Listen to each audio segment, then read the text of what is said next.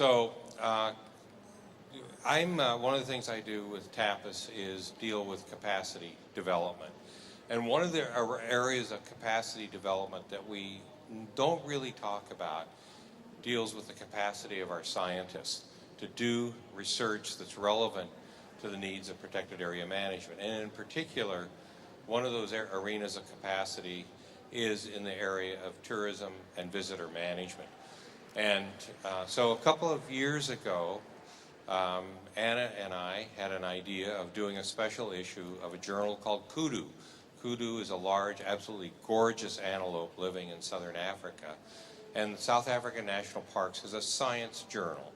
And so we went to talk to Llewellyn Foxcroft, I don't know if he's here in the room right now, about this idea of having a special issue of Koedoe dealing with managing tourism and visitors. And the idea was to start early enough so the special issue would be coming out before the World Parks Congress. So it was a couple of years ago.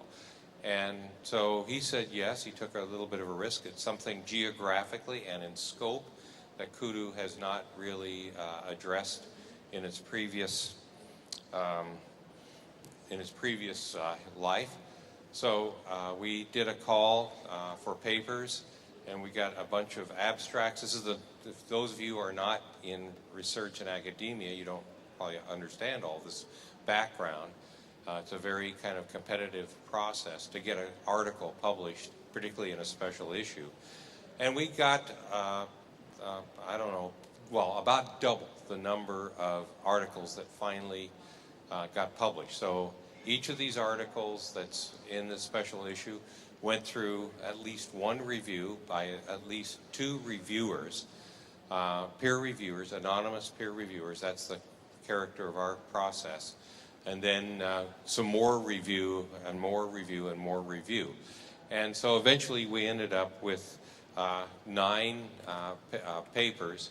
And I have to say that my eyes are bad enough I can't see either one of the screens. We have an article by Bob Manning from the University of Vermont. He's a very well respected individual around the world on managing visitors. Then a series of other articles. One of the goals of a lot of tourism development organizations, for example, is to increase the length of stay of visitors in their local area. So we have a couple of scientists from Northwest University in South Africa. Then we have Sue Snyman, who sitting over here, dealt with community members' attitudes toward tourism and protected areas in 6 southern African countries. Then we have an article on Madagascar, an article that deals with good governance and tourism. That's an issue. Another article about age and how that's age of a visitor and how that's related to spending. That seems to be pretty relevant to management. Another one on guided versus non-guided interpretation. Kevin Mearns, University of South Africa. Kevin, are you here? Can't tell. Okay.